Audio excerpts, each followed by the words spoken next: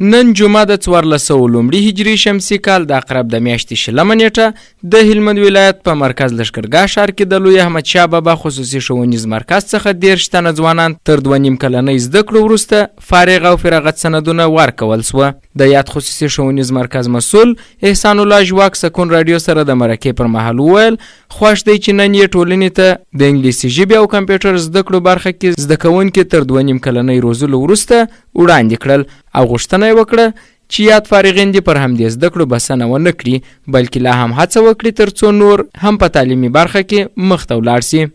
10 تنه فارغین مو درلودله چې د 2.5 کلونو زده کړو په موده کې مو د انګلیش او کمپیوټر له زده کړو څخه د خدمت په موخه ټولنې ته وړاندې کړل. له دغه زده کوونکو څخه مې غوښتنه دا ده چې په همدغو زده کړو باندې بسنه ونه کړي نور هم مخته ولاړ سي او خصوصا د نورو ځوانانو څخه نورو کورنۍ څخه مې غوښتنه دا ده چې خپل اولادونه خپل بچیان تعلیم ته وهڅوي.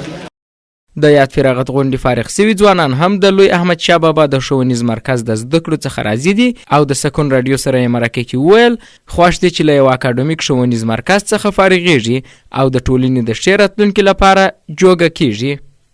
لکه څنګه چې دلته موږ په 2.5 کالو کې د انګلیسي ژبې زده کړې بشپړې کړې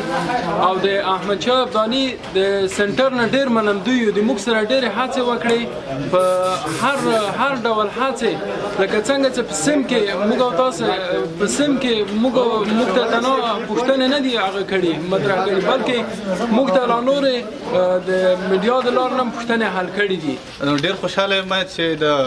احمد شاه بابا د لوی احمد شاه بابا انسټیټیوټ څخه فارغ شوی یم او دا چې دا زده کړې موږ په جریان د 2.5 کالو کې بشپړې کړې له خپل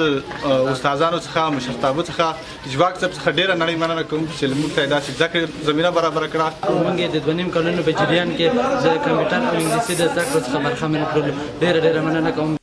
هلمند کې داسې مهال د یو خصوصي ښوونیز مرکز څخه 13 تنه زده کوونکي د انګلیسي ژبې او کمپیوټر زده کړو څخه فارغ سوه چې دا ډول د زده کړو پروګرامونو ته ډېره اړتیا لیدل کیږي او دا لومړی ځل نه دی چې هلمندیانو په تعلیمي برخه کې د ځان څخه وړتیا ښودلې ده. محمد اسماعیل وفا، سکون رادیو.